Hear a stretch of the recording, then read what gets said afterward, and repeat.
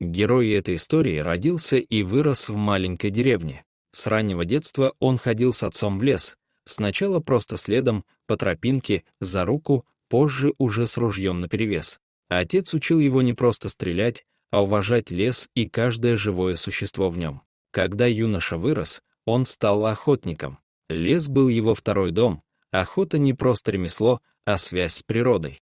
И однажды с ним произошел случай, который отпечатался в его памяти на всю оставшуюся жизнь. В один из теплых летних дней Михаил проснулся с первыми лучами солнца и направился в лес. Воздух был свеж и наполнен ароматом хвои. Он шел уверенно, ловко преодолевая густую чащу.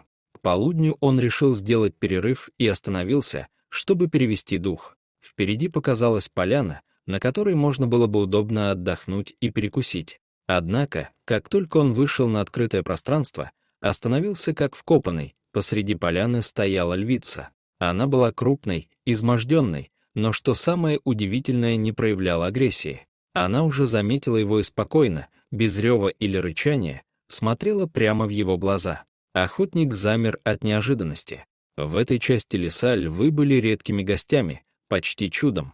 Он сжал ружье, но стрелять не стал. Что-то в ее взгляде останавливало его. Не страх, нет, будто мольба. Медленно Михаил опустил ружье. Он не мог заставить себя причинить боль этому животному, не проявившему никакой угрозы.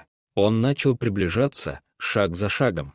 Львица не бросилась, не зарычала, наоборот, сделала несколько осторожных шагов назад. Когда она двинулась, охотник заметил, что она хромает. Ее задняя лапа двигалась странно, неловко.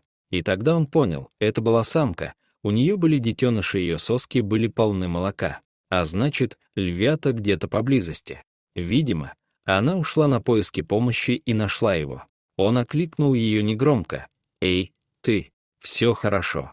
Я не причиню тебе вреда». Львица будто поняла, она перестала пятиться и позволила ему подойти ближе. И тогда Михаил увидел, ее рана была ужасна. Видимо, кто-то уже пытался застрелить ее, пуля попала в заднюю лапу и рана начала гноиться. От нее шел слабый запах заражения, и хищница еле держалась на ногах. Мужчина инстинктивно потянулся за бинтами, но львица зарычала, не позволяя подойти ближе. Михаил застыл. Он понимал, у него нет права на резкие действия. Тогда случилось нечто невероятное. Львица развернулась, хромая, пошла к краю поляны. Там, у деревьев, она остановилась. В этот момент из-за кустов послышался писк, едва уловимый, нежный. Михаил насторожился. И вдруг львица аккуратно подняла с земли крошечного львенка и понесла его обратно. Добравшись до него, она осторожно опустила малыша у его ног. Затем снова ушла и через несколько минут принесла второго. Оба львенка были истощенные, но живые. Охотник не мог поверить в происходящее. Дикая львица, доверившая своих детей человеку, он боялся пошевелиться. Но животное сделало шаг назад. Затем еще. И, обернувшись в последний раз, словно прощаясь, скрылась в чаще. Михаил стоял в оцепенении. Он понимал, львица не бросила своих детенышей. Она сделала выбор. Вероятно, она осознавала, что ей осталось недолго, и передала своих малышей тому, кого сочла способным спасти их. Не колеблясь, он поднял львят на руки. Те едва шевелились, тихо поскуливали.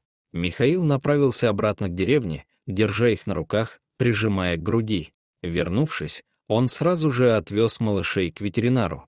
Их пролечили от паразитов, сделали прививки. Михаил заботился о них, как о собственных детях. Он назвал их Луна и Бархан. Каждый день он кормил их, играл, помогал учиться охотничьим привычкам, но не забывал, они не домашние питомцы.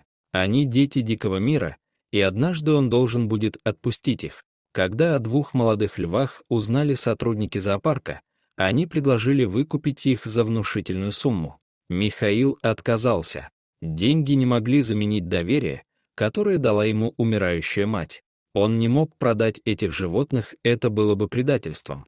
Прошло время, и наступил день расставания. Львы выросли, окрепли, и Михаил понял, пора. Он отвез их на заповедную территорию, далеко вглубь леса, где им ничто не угрожало. Прощание было тяжелым. Луна терлась об его плечо, Бархан подолгу смотрел в глаза. Но они ушли. Свободные. Настоящие. Спустя 2 года Михаил снова отправился в лес. В душе что-то щемило, воспоминания о тех 2 львятах никогда не уходили. Он шел глубже, ища дичь, когда вдруг из кустов выскочил огромный медведь. Он навел ружье и понял, что оно заклинило. Спасти себя не было шансов. Он бросился бежать, но зверь быстро нагнал его. Михаил упал. Все произошло в мгновение. И вдруг раздался рев. Не медвежий знакомый, глубокий, рыкающий. Из леса выскочили 2 льва. Он узнал их сразу. Луна и Бархан. Сильные, величественные, уверенные. Они набросились на медведя, защищая человека, который когда-то спас их жизни. Медведь, устав от яростной обороны, отступил в чащу. Михаил не мог поверить в происходящее. Он был жив. Благодаря им. Львы не приблизились. Они лишь постояли несколько мгновений на опушке, будто проверяя, все ли с ним в порядке, а затем растворились в лесной тишине. Он знал, больше он их не увидит. Но этого было достаточно. Он понял, добро не пропадает зря. И даже в самом диком сердце может жить благодарность. Дорогие зрители, если вам понравилась эта история, поставьте лайк и подпишитесь на наш канал. До встречи в следующих видео.